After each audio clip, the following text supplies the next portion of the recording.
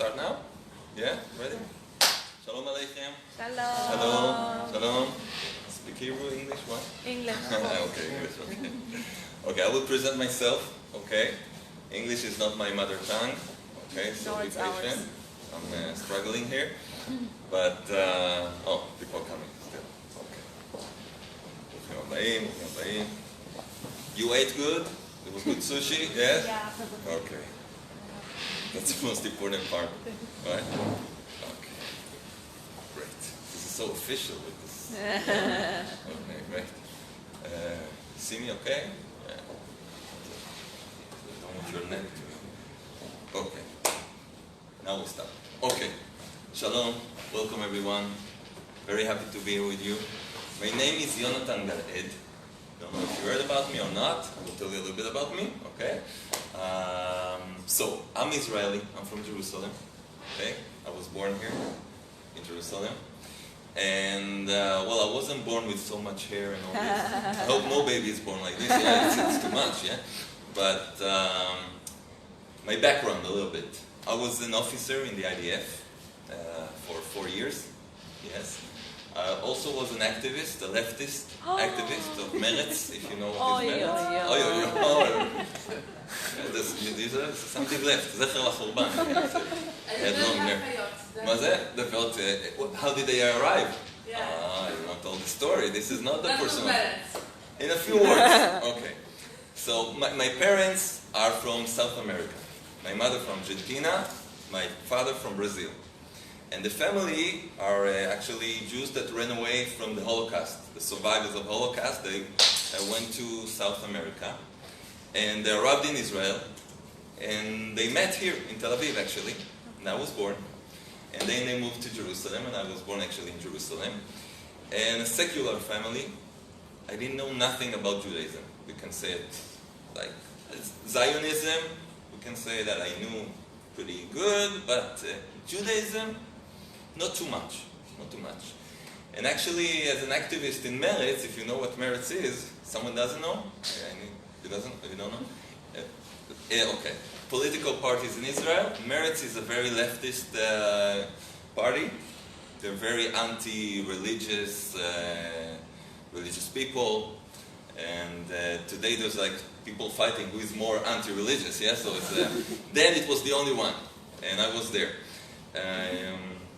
Okay, so I was an officer in the army 4 years, and something really important, but we have the camera here, so after the camera. And in a certain point in my life, seeing all kind of things in the army, and realizing that the peace that I was so hoping to have with our neighbors is still pretty far away. Because when you're inside and you know all kind of things that people outside don't know, then you realize that things are not exactly as you thought. And it was very hard for me to accept that. And a few things that happened made me decide that I'm leaving the army. Because I signed for many years more. You know, a normal guy in Israel serves 3 years, and then that's it. I was serving 4 years because I was an officer. And then I decided not only to leave the army, but also to leave Israel completely. And I went to Scotland. Yeah. Why? It's a long story. I like the sheep, not in that way, like generally, yeah. And because also I'm a redhead, as I see redheads in the audience, I was bullied a lot as a child for being a redhead, the only redhead in school. So I said in Scotland, like everybody's redheaded, so I'm coming home. It's like no one will notice me, and it was good. So Scotland was amazing. Only the thing that men going with skirts, it's a little bit, because I'm not into this stuff, kilts. But it was very special. And I had a spiritual journey there, actually. I was running away from my identity, and it found me there, exactly, in between the Scotsmen, the sheep. Very, very interesting story. It's a story of an hour and a half. It's not for now. But I've been through a lot. Been searching a lot. Learning a lot. My dream was to be a physicist. Physics, yes. To be a little Albert Einstein. So that was my dream. But things changed. And for the best. And actually I came back to Israel. very proud of my identity as a Jew, and started learning more and more and more. And now here I am today. I give lectures around the world, especially in Spanish, in Hebrew, also English. And it's very amazing to meet people like you that take their time to come in a cold day like this. You know, all the presidents went to Jerusalem. I came from Jerusalem. It's amazing. So I want to share with you something that is so powerful, that can change our lives. Because, you know, everybody's struggling. Everybody is going through all kind of things in life. Each and every person has his struggles. We have a lot of questions, right? And there's so many ways. Everybody promises us he's got the right way to so many religions, so many tactics. There's so many, you know, psychology. You've got NLP, you've got CBT. There's so many things today that say they will help you. And they help. I don't say not. But in a certain point, you feel that something's missing. You don't feel complete. It's always, you know, at night, when you're alone, after a good party, suddenly everything goes down. Why? I just had fun. Really, I had fun. I'm in Tel Aviv, here and there. When you're alone, suddenly there's this feeling that I'm missing something. What is it that we're missing? So, I will start with a little joke that has a message, okay? There was this young lady, a bachelorette, you say, right? Yeah, bachelorette. She couldn't find a soulmate. She was searching for a soulmate for years. She couldn't find it. Why? She was Mrs. Perfect. I'm telling you. She was gorgeous, she was smart, a good family, she had good grades, everything. What was wrong? The problem was that when she opened her mouth to speak, the room was getting filled up with kind of a perfume of raw onions. Okay? That's a real story. Yeah? Relax, it's got a good ending. Raw onions. She had a good breath? From her breath, yeah. Now, it's not that she ate onions. It was natural. She had the smell of raw onions, just cut, ready to fry. Now, you know, when you meet a guy, the onions, there's a big party there with the onions. The guy can't hold his breath. She couldn't find no one. And the years passed, and she's like, what's going on? What am I going to do? So a friend told her, there's a shadchanit. You know what's shadchanit? Matchmaker. There's an expert matchmaker. She can find a soulmate to anyone. If she can't find it, she creates him. I don't know, it makes a golem. I don't know, she's a perfect, she's amazing. Okay. So she said, I won't go see her because of the onion smell. I will call her, you know, she through knew the line. about it? What? She knew about it? No, we will tell her. Listen, she calls the matchmaker. Hello, yes, hello. My name is this and that. I'm like this, I'm like that. I have good grades, I'm from this family. She tells her all the details. So the matchmaker says, you're perfect. You were supposed to be married like 10 times, like Chas v'Shalom, but you have the potential to be married, you know. He said, yeah, but there's the problem. Now she's telling her, what's the problem? Onions. What onions? Smell of onions. He says, don't eat onions. No, you don't understand. It's natural. I don't know why. It's something mystical. I don't know. I have a breath of onions. The matchmaker was in shock. Like, I never heard something like that. Like, this is new for me. What? Okay, don't worry. Be happy. I'll think about something. Okay? Yeah, don't worry. What do I do with the onions? What do I do? She said, we'll pray. No, we'll pray. Please, Lord, help me. Well, what's going on here? What do I do with this girl? You won't believe it. The next day, knocking on her door, Mr. Gorgeous, Mr. Perfect is there. You know, Count John Travolta? Yeah, it's coming. With his hair, everything, matchmaker. I'm looking for a soulmate. Okay, tell me about yourself a little bit. He tells her, I'm like this and like that. This family. You're amazing. You should have been married also for 10 times at least. So what's going on? Oh, I've got a problem. What's the problem?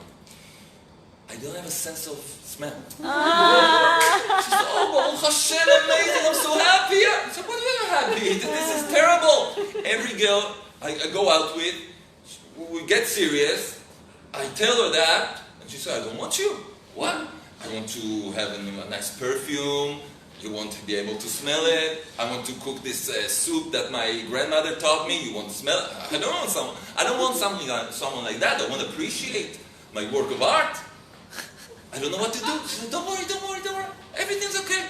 Let me do a few phone calls and we'll arrange that. Okay. She calls the girl.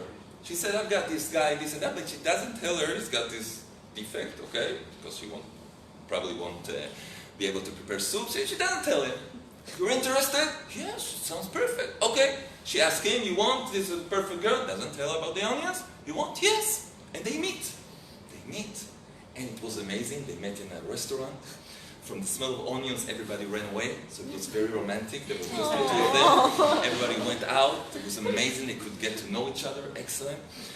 And you won't believe it.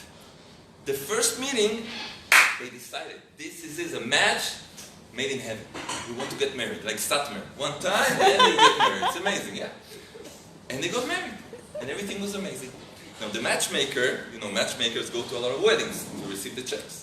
So a year later, this matchmaker goes to a certain wedding, and she meets the guy that is already a husband now for a year. She sees him. He says, "Oh, hello, my friend. How are you? How is everything?" He says, "I don't know how to thank you. You sent me an angel from heaven." I know it's touching. You sent me an angel from heaven. I don't know how to thank you. She's amazing. She's the woman of my dreams. I don't know what to say. Oh, but there is the problem. Hey, what with the onion? He said, what? No, what problem? What problem? I'll tell you, there's something wrong. There's a problem. What's wrong? I don't know how to tell you, but every time we sit together to have a little chat, when she opens her mouth, I start to cry. Oh, get it?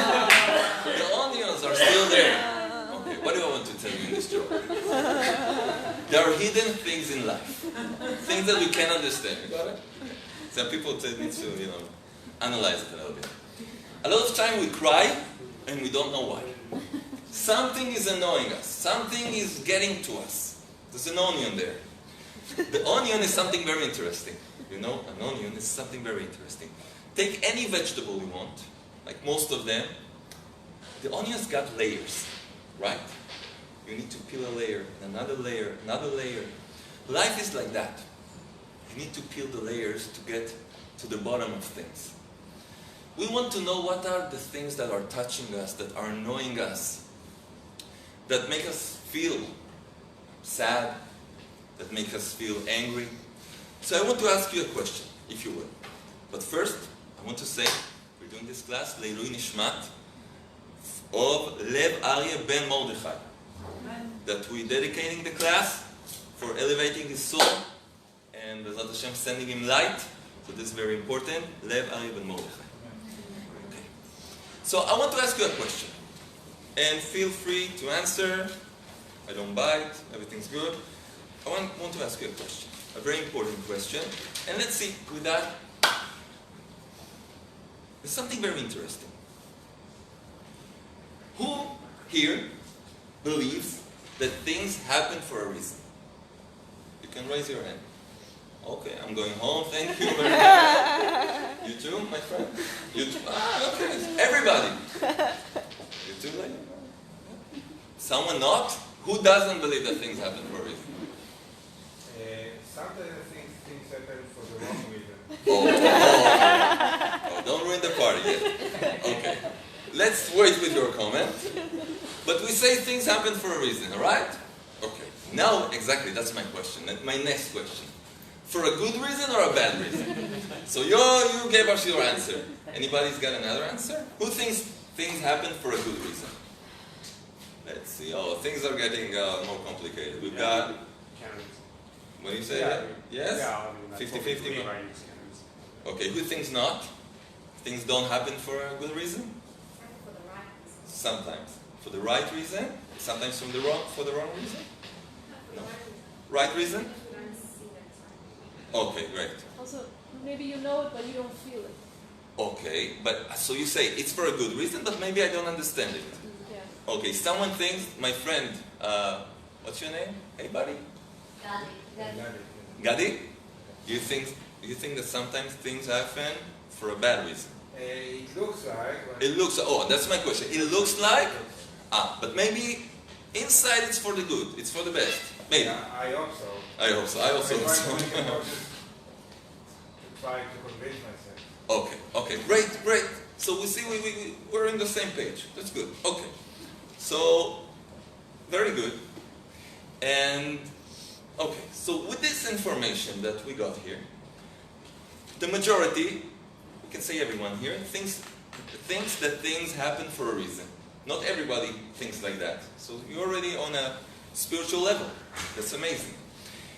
Now, if you really believe in that, so my next question is, for each and every one of you, things happen for a reason? We said yes.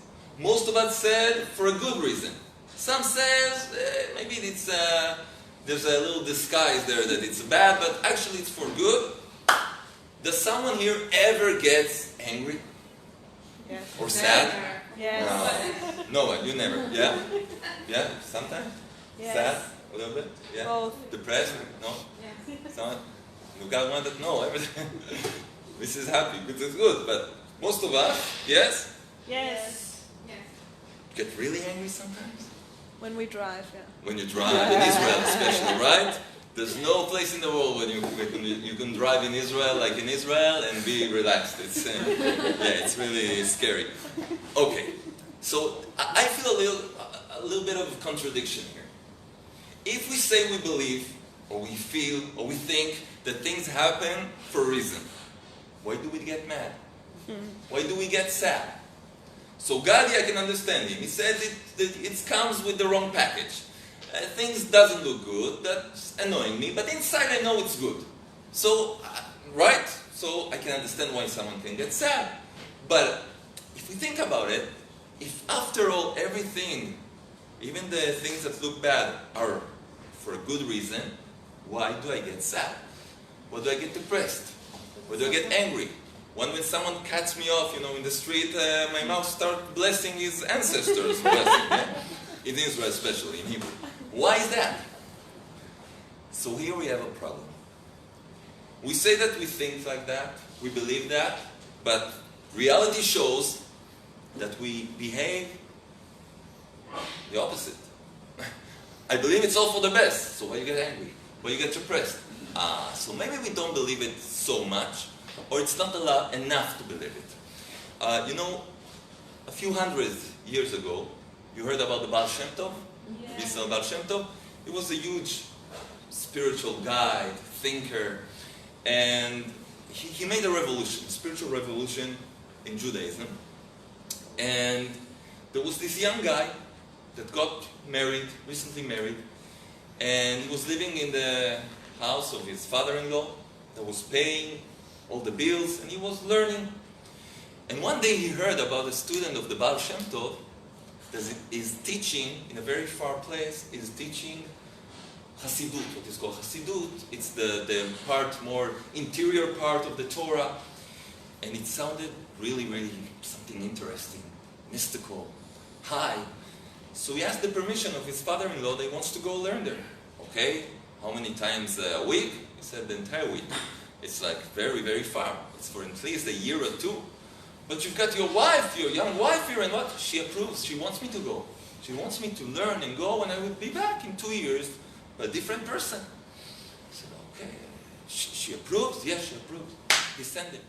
And he went really far to a person called the Magid of Mezerich. He was the student of Rabbi Yisrael Baal Shem Tov. For 2 years, he was sending letters and everything. And he arrived after 2 years. They made him a big party. Everybody was happy. He's back. Everything. And his father-in-law was proud. Okay, I've got now, this is now, it's not a simple person. Someone that learned for 2 years. Must be a rabbi now, a scholar, something.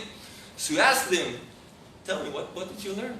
Tell me, what you've got a diploma, how it works, tell me. He said, no diplomas. Okay, what's your title now? I'm just me, good old Joe, everything. Where did you go, tell me? He said, to this big scholar, to this big rabbi. So what did you learn? I don't understand. He said, I learned that everything happens for a reason.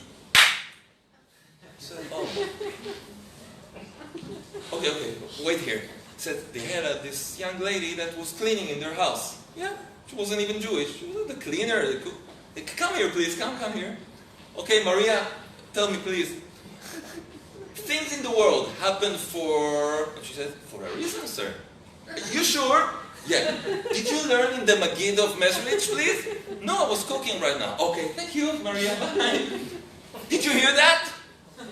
Our home, the maid, knows that everything is happening for a reason.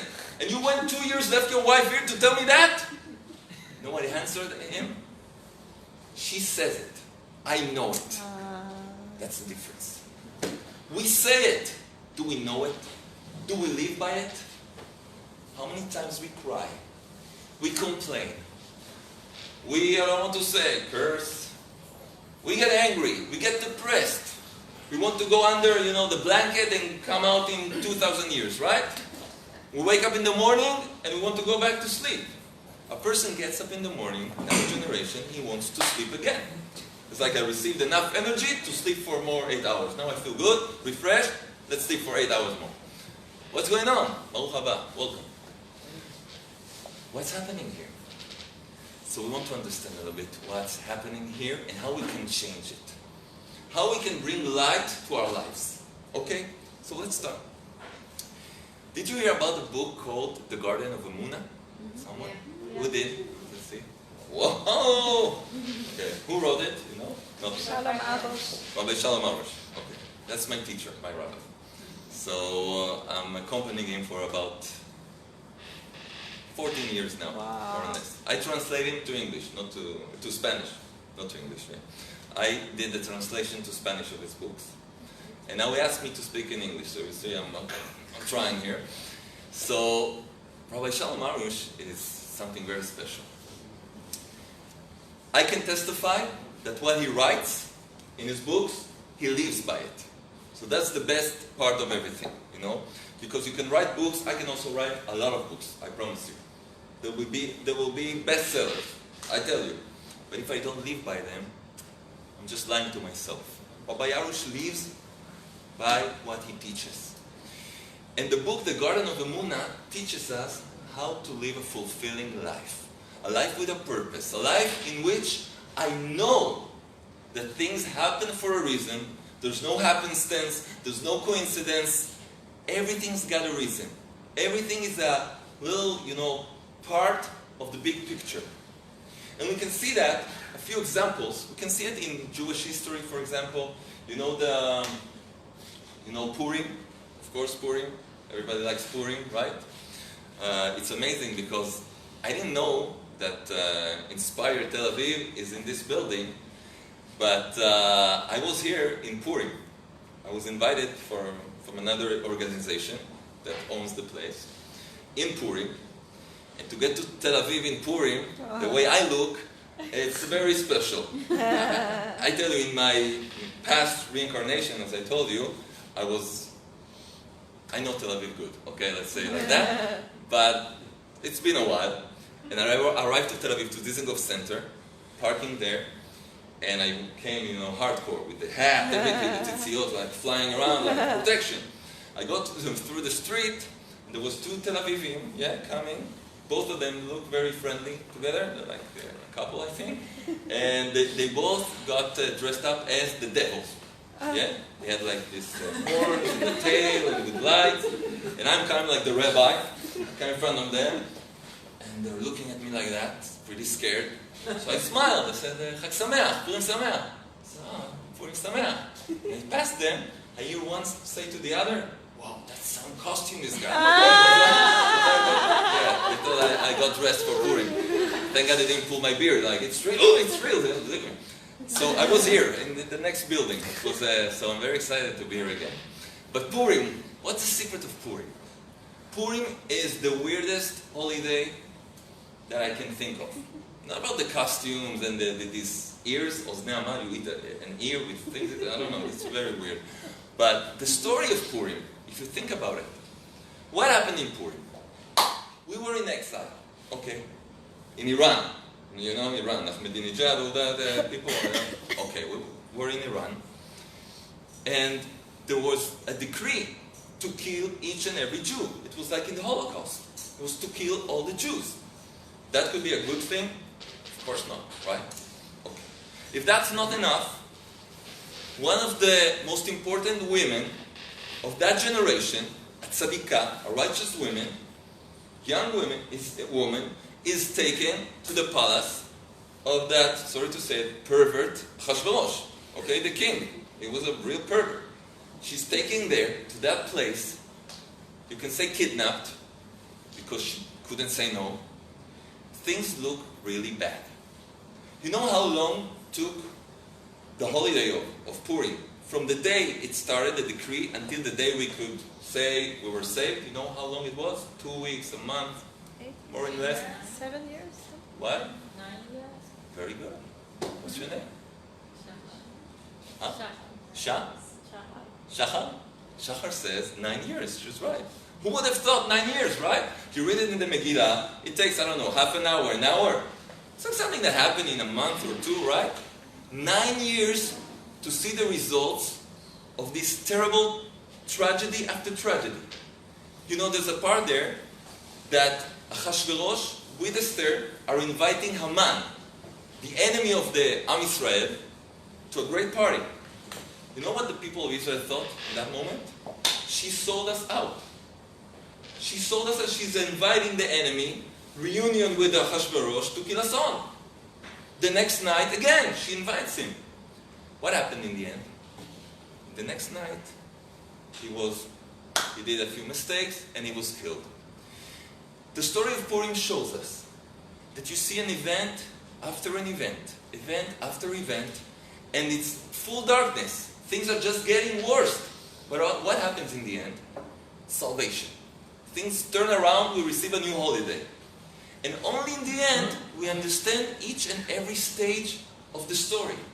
Only in the end of the Megillah, you understand why that happened and that happened. Things that didn't have any connection with one another, they form this amazing story. The story of Purim is the story of each and every one of us. The tragedies in your life, in my life, the things that went wrong in your life, the terrible relationship you had, the terrible boss you had, I don't know, things you've been through in life. Terrible things. Everybody's been through terrible things. If there's something that haunts the person, it's his past. Everybody's got something, a stain in his timeline. Everybody, we're not perfect. But the problem is that we never think it was something good, right? You can say, especially when it happens, when I'm living it right in the moment, it's like the end of the world. You get fired. What am I going to do now? I'm here for 7 years working. Instead of receiving a bonus or something, they throw me out.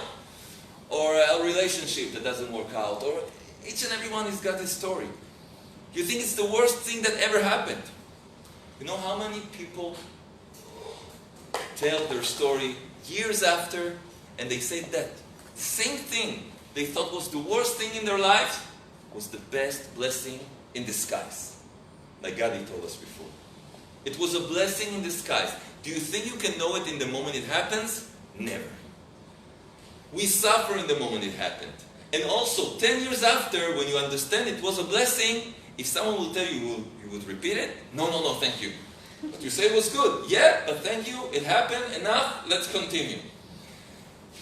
So, I think every person can testify he's got something like that in his life. Something, a change, something that happened, that he thought it was the end of the world, and he found out it wasn't so bad, or maybe even helped him.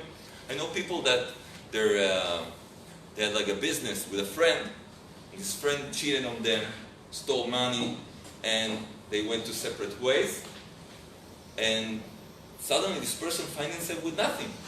He was robbed, he doesn't have his business, but after years, he created a new business that is, doing a lot of money, and his friend is still there with nothing left.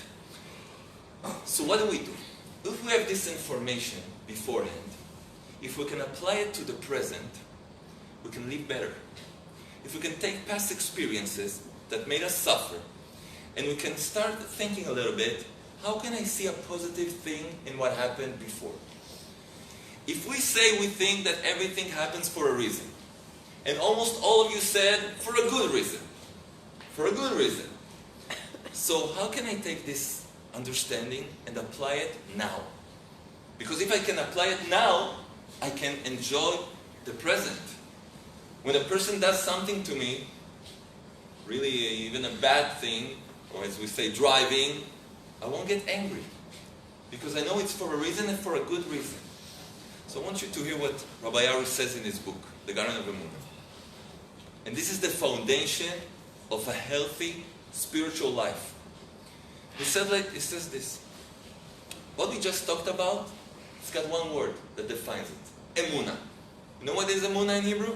What do you say? What is the translation of Emuna? Faith. What? Faith, right? Faith? You agree? Okay. So yes and no. Because Emuna in the dictionary will say it's faith. But there's a lot of kinds of faiths, right? Jewish faith, other faiths. What faith? Emuna is much more. Who knows a little bit of Hebrew will see that the word Emuna is actually very interesting. What do you say? Lifestyle. Oh, Lifestyle. Emuna is a lifestyle, but I want to show you something inside the word Emuna. Emuna, there's a lot of words that surround the word Emuna. They come from that word. For example, when we say Amen, what is Amen? Someone blessing. Amen. What is that? Why say Amen? Amen comes from the word Emet. Emet is truth. We testify that what you said, Amen. I agree, it's the truth. So Emuna is truth, one thing. Emuna also, there's a word that comes from the word Emuna, which is Emun. Emun is trust. Emuna, faith, is also trust, to trust someone, to trust in someone. Emuna is also trust. Also Imun. You know what is Imun? Training. When you go to the gym, you train. Also Emuna. You need to train to gain it. People think that others, he was born with faith. He's such a believer. Maybe. But it's not true that you were born with it. You need to achieve it. A person can work on himself and receive a degree of emunah that will change his life. He can accept everything in his life with a smile. He can be a positive person. How many times people tell you, be positive? I can't be positive, I'm depressed. What do you mean, be positive? You know what happened to me? No, be positive. That's nice to say it, especially when you feel good. But I'm depressed right now. My life, I don't want to tell you where it's at. So it's very easy to tell others, be happy. Don't worry, be happy. It's a nice song. How can I be happy? How can I do it myself? So it's a work. It's something you need to work for. There's nothing, they say no pain, no gain. Without pain, but with work. We need to understand that. So let's see how it goes. Rabbi Yonatan says this. Emuna got 3 levels. And we'll see how to work on them, to achieve them as an introduction, so we can start working with ourselves. He said like that. There's basic level Emuna. Basic level Emuna. What is basic level Emuna? The first level is what we said. Things happen for a purpose. There's someone that is, let's say, the general director. He's like moving things. There's someone that, because if things happen for a purpose, there's someone doing them. So he said like this. This is the firm belief that everything comes from the Creator by way of perfect divine providence, even the tiniest and most seemingly insignificant event. This is what the Creator wants. Whatever happens to me is being sent, it's programmed, is exact, coming with a plan. So things are planned. Usually we blame, right? We blame others, we blame ourselves, we blame our mother-in-law, we blame our, your ex, whatever, right? We blame. Why? Because it's easier to live like that, to blame others. But it's a big lie. It's a big lie, because I can control my life if I connect to the source of life. I can be successful in my life. I don't need to blame anyone. I can see the entire world as puppets. I respect everybody, I love everybody, but there's just someone moving them for me. Each and every one of us is a special creation. And there's someone moving all the parts like in a chess game for me. For what? For what? Things happen for a reason, right? Right. What reason? So the second level tells us what? It says this. The second level says, in addition to flawless basic Emuna, this level is the belief that everything that happens to me is for the best. This is very important. Because as we said in the beginning, things happen for a reason, but maybe for a bad reason. A lot of times we feel things happen for a bad reason. And it was my fault. I shouldn't have went that way. I shouldn't have chosen this. We blame ourselves or others. No, don't blame anyone. What happened needed to happen. I did something wrong, I will learn for the next time. But after it happened, it had to happen. Now, maybe it happened for a bad reason. No, the second level tells us it's for a good reason. A good reason. I'm suffering here. I got fired from work, or I don't know, my wife left me, chas shalom, or things happen. How can you say it's good? I want to tell you a little experience I had a few weeks ago. You know there's the flu going around? You heard about it? Did you receive an injection? No? Oh. Okay, do you have some? No, me also. Relax. But, you know, they told everyone to receive the, how is it, vaccination? What? Vaccine. Vaccine? Vaccine? No, vaccine. Isun. Injection. No drugs. Vaccination. So there was, you know, everybody was running to Kupat Cholim, and all the material was finished, and they brought more. Panic. Now I have a little girl. I have a lot of kids, and one of them, a little girl, she doesn't like the, how do you call that? Shots. That shot. But how does the machine? Needle. The needle, the injection. She doesn't like it. I don't know why. It's really nice. No, she doesn't like it. So my wife, she had a brilliant idea that I will take her. You understand? Like she couldn't cope with it, so she sent me with her. Now I knew what was waiting for me. I explained my daughter, listen, my dear, you will take your sleeve up. There's a nice lady, I hope. She will come near you. It's 1 second, you just feel it, boop, yeah, and then receive balloons, and I will buy you a Barbie or whatever, kosher Barbie, whatever, yeah. She said, yeah, okay, it was good. I took her, and things didn't go exactly the way I planned. The nurse was kind of nervous, and a little bit angry, and I don't know, never mind, she was a little bit hostile for her reasons, and she arrived with a huge needle and with a face like, you know, Arafat. Like, she was from when? Never mind. And I took the sleeve of my daughter, and my daughter looks at her, looks at me, and said, "Father, there's a terror attack happening here. We need to run." And I'm, oh gosh, my slide. Okay, no, she's a good lady. She loves you. She just wants to save you. It's to help you. She starts screaming, my girl, "Father, take me away! She's coming!" And she's like, "No, nice girl." And she smiled with a grin.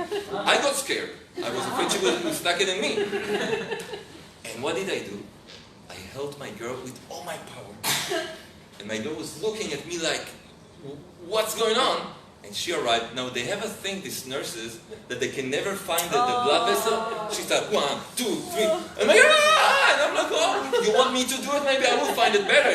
And she's doing it. In the end, she found the blood vessel. She gave it. My daughter didn't speak to me for at least a week and a half. For her, I was like Abu Bakr al-Baghdadi, if you know who it is, or Hitler. For her, I was like the worst, terrible person in the world. And she was right. Instead of helping her to run away, I was scared too, just now. Instead of running away, I was holding her with all my power, and she received the shots. She's right. I made her suffer. Her trust was lost. I have a question.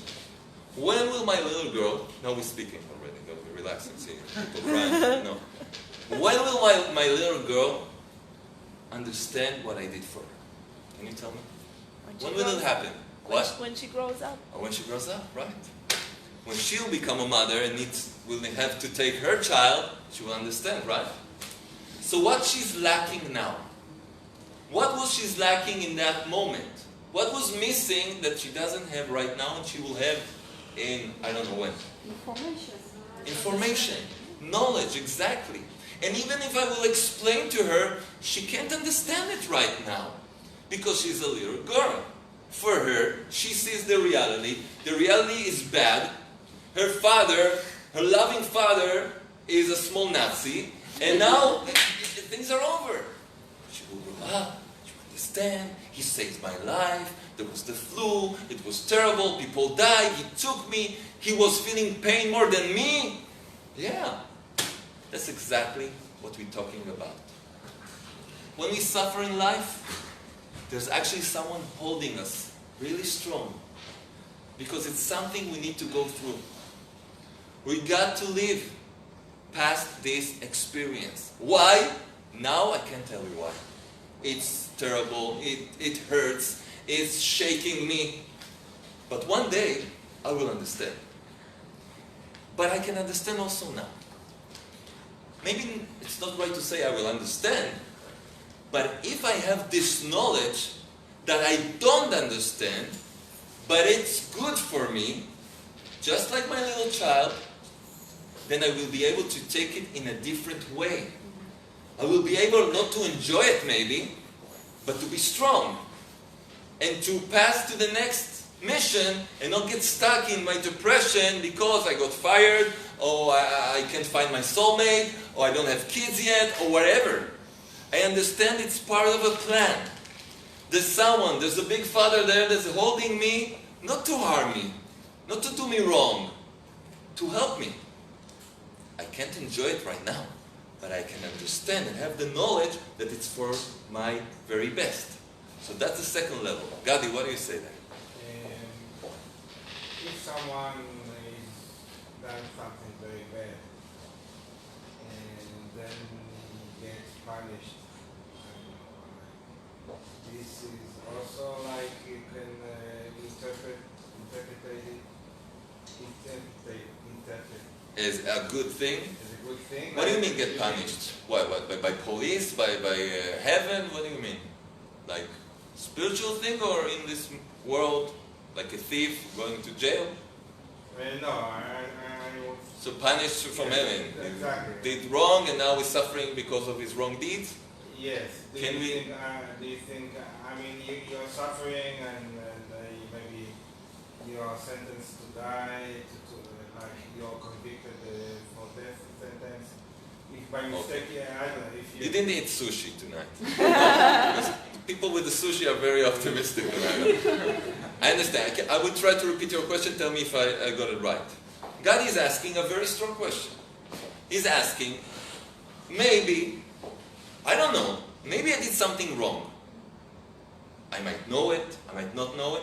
So he said, in the spiritual world, there's punishments, right? We grew up knowing that there's someone there with a stick waiting to punish us, right? So maybe I'm suffering, it's part of a punishment. Who knows what punishment I may receive, right? Okay. So let's do some order here. The concept of punish in Judaism, hold yourself tight, doesn't exist. What do you say about that? Doesn't exist. What do you say? Offense, no? No, there can't be. It's good. I'm happy to be here. Let's replace. But we sometimes hear that word. Sachar ve'onesh, retribution, punishment. So what's going on? So, let's stop using the word punishment. Let's use the word rectification.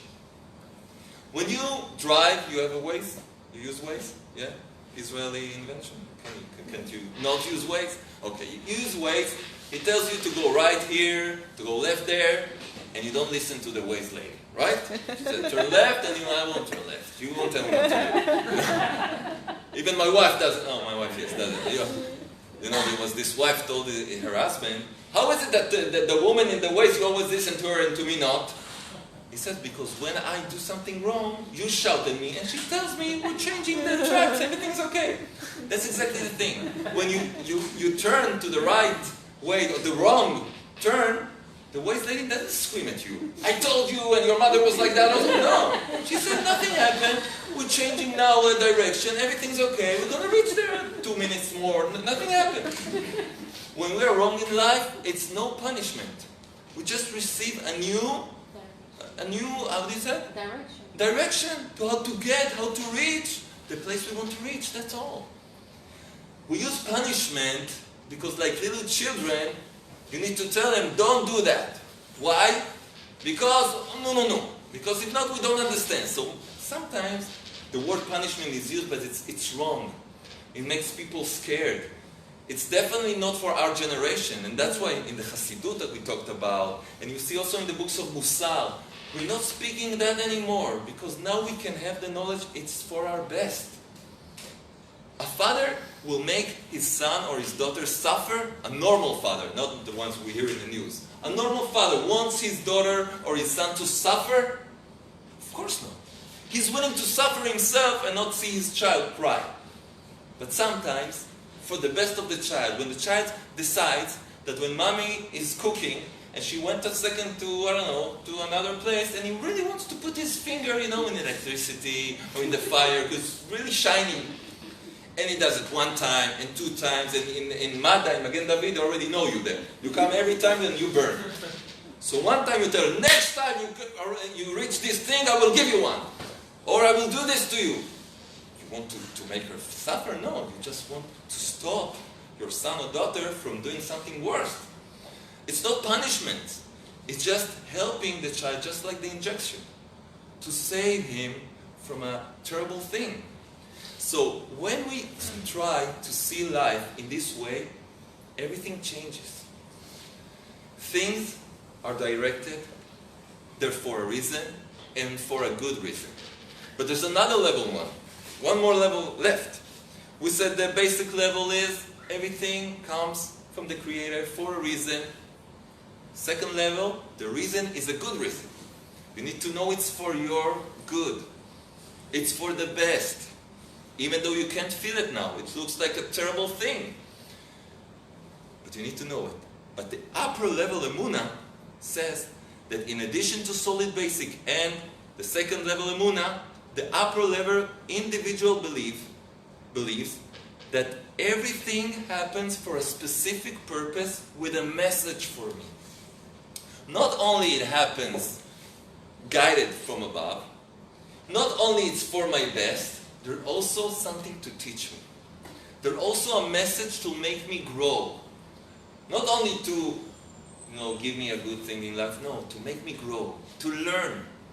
A person that has spiritual awareness, he learns from everything that happens in his life. Start thinking, okay, why did this happen? What can I learn from this? Okay, everything happens from above, okay, but what can I learn to be better the next time? How can I change from this experience? And this is so important, because this is called to grow. We're in this planet to grow. What's the difference between a man and an animal? What's the difference between us and some cats or dogs? We both eat, we sleep. What's the difference? The difference is if we're doing something with our lives. We want to grow. We want to become better. From bitter to better. Stop being bitter and feeling all the time bitter and this and that. We want to be better. What do you say? I wanted to ask you, you were telling about the example of the father. Yeah. But the difference is, your daughter could speak to you and you could tell her why are you doing it. And even if she doesn't understand, she will remember you telling her. One day. Okay. But we yes. don't have this answer. The difference is we just don't know. Like, nobody can tell us. Even if you will go to maybe spiritual guide, rabbi, whatever, he also doesn't know. He may assume, he may think. Right. So, what's your name? How to know, Abigail? Abigail. Abigail saved the class. She gave a very strong question, right? Abigail is saying, with all due respect, the father that is holding his little girl, and she's screaming, and this lady is giving her the injection, and the father says, it's for your best and everything, don't worry, be happy, blah, blah, blah. She can speak to you. She heard you say it. In 20 years she will understand and remember what her father said. But we're in darkness.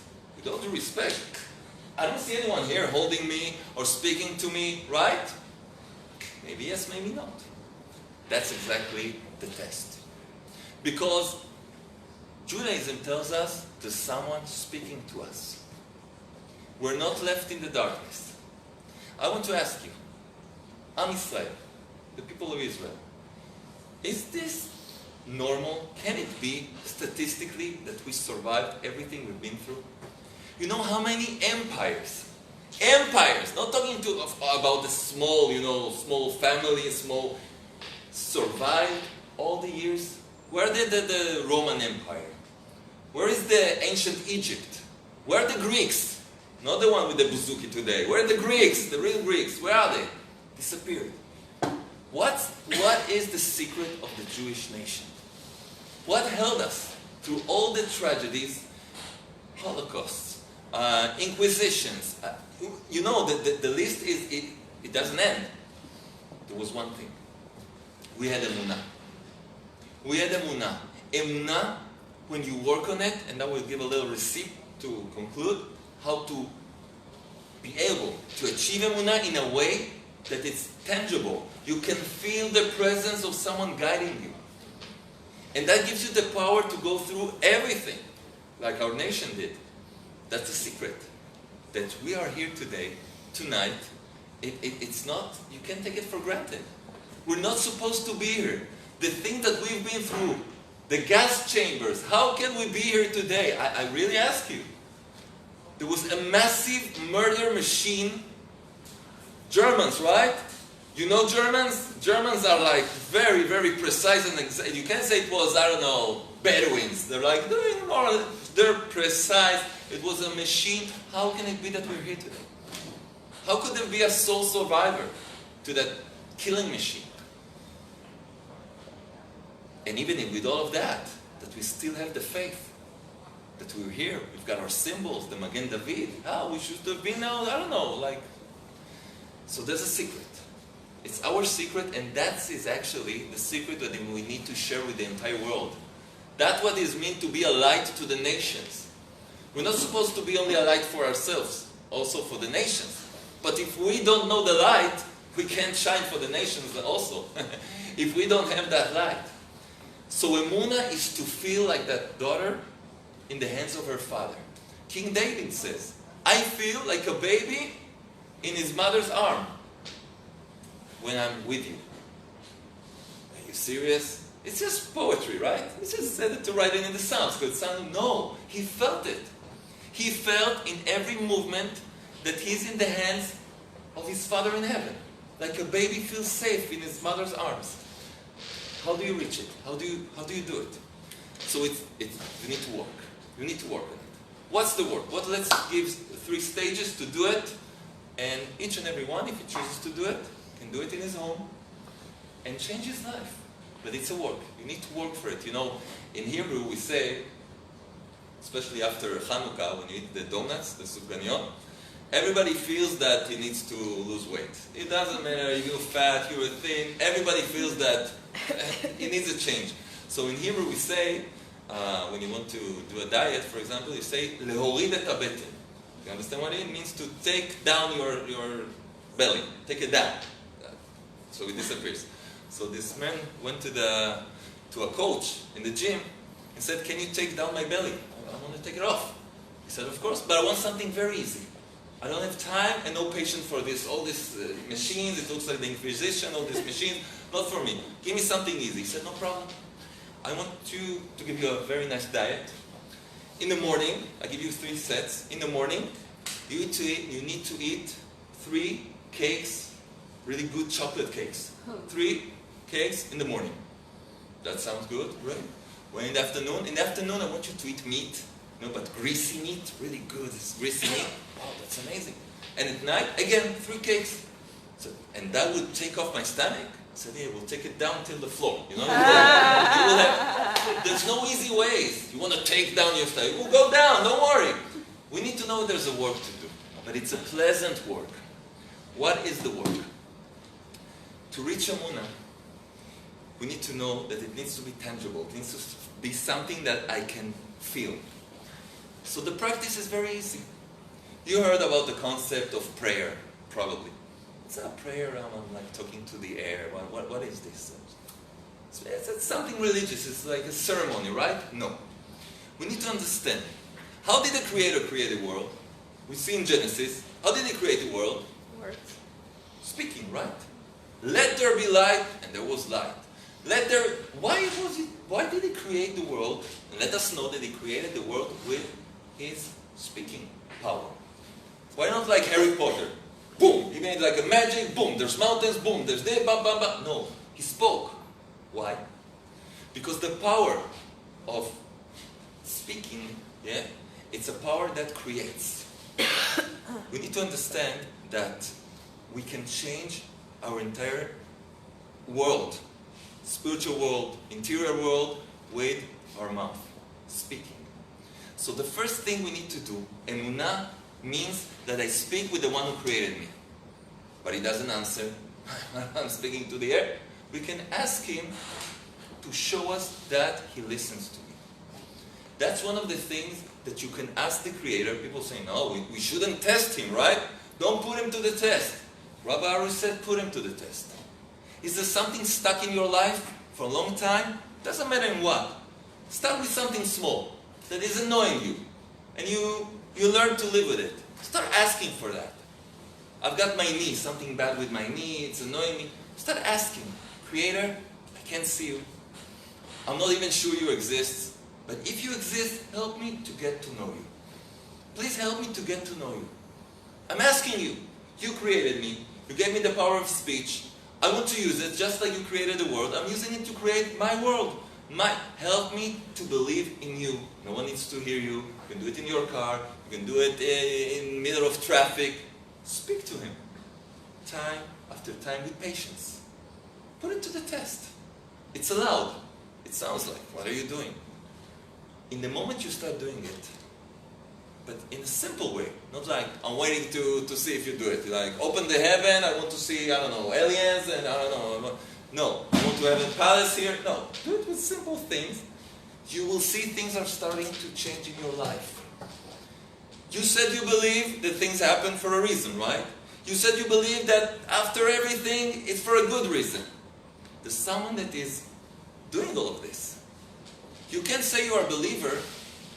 I believe I have a wife. Okay. What do you mean you believe you have a wife? I believe she exists. Okay. Did you ever speak to her? No. I don't know. So what do you mean you believe you have a wife? When you believe in something and it's real, you speak to it. You have a relationship with it. The secret of the Jewish nation is a relationship with the Creator of the world. You need to create this relationship. No one will create it for you. I'm waiting for a sign. Do something about it. The power of Israel is written everywhere, is the power of speech. That's why we learned a little bit of Torah, so that Bil'am was the enemy of Israel. He tried to fight us with our own tool. Cursing, using his speech power to go against us.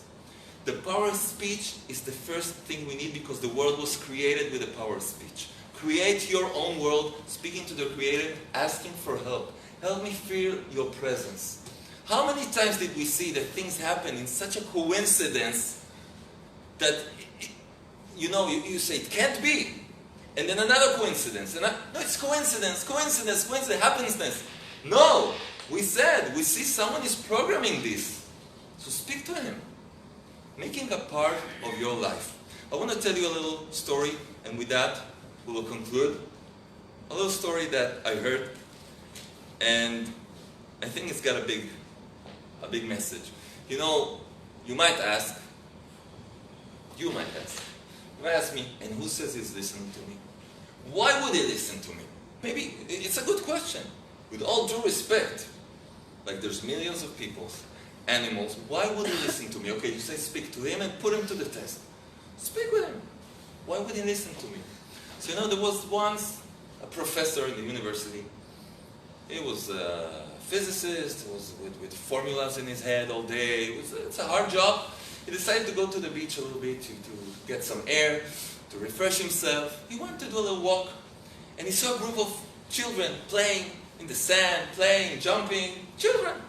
But then he noticed there was a little child that was apart from everyone. He was standing at the shore, looking far away.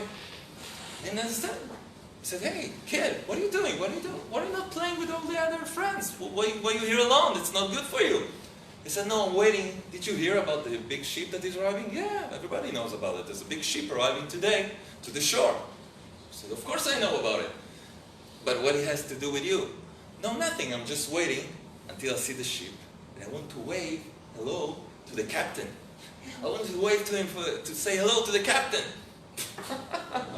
You want to say hello? Okay, listen, kid. I'm a professor. I've got a tie. I've got a title. It's not good for you. You're going to be a social outcast. Go play with everyone. The captain is a very busy man. He needs to, I don't know how you call it, park the ship. Yeah, he needs to throw the anchor. He needs to shut down the motors. He's got a lot on his head. He's not going to look at a little child waving hello to him. He's not going to do it. Go play with their friends, please. Don't do nonsense. I'm helping you here. The kid told him, "No, sir. You're wrong." "Excuse me?" "No, you're wrong." "What do you mean I'm wrong?" "I will tell you. The ship will arrive shortly. And I'm going to wave to the captain. And you know what will happen? Not only the captain will look at me, but he will also wave hello to me back." "What?" "Yes. You know why? Because the captain is my father." The captain is my father. He's looking for me. He's waiting to see me. When you understand that you are unique, you are the single daughter of the Creator. You're the single son, the only son of the Creator. That's what is called Ashgacha Pratit. We call it divine providence. It sounds too. Ashgacha Pratit means there's a specific supervision on you, specific for your needs, to bring you to where you need to arrive and achieve. We came to this world with a body that is just a vehicle to take our souls and develop it to become what we need to become. So we use our body, but to elevate our souls. The captain is my father. The captain of the world is my father, is your father. He wants to listen to me. He wants to hear me. He wants to have a relationship with his son. He wants us more than anything in the world. But we're like, "No, you know my past, you know what I did, you know where I was." But Father doesn't care. He will help you even fix what you did. But be in contact with him. And when you start practicing this, having every day a personal conversation with your Father, you take the time to tell him everything that's on your heart, all the problems, all the things you want to achieve, your dreams. You speak with him. You make him a part of your life. We're not talking in a religious way, just the way of a kid talking to his father.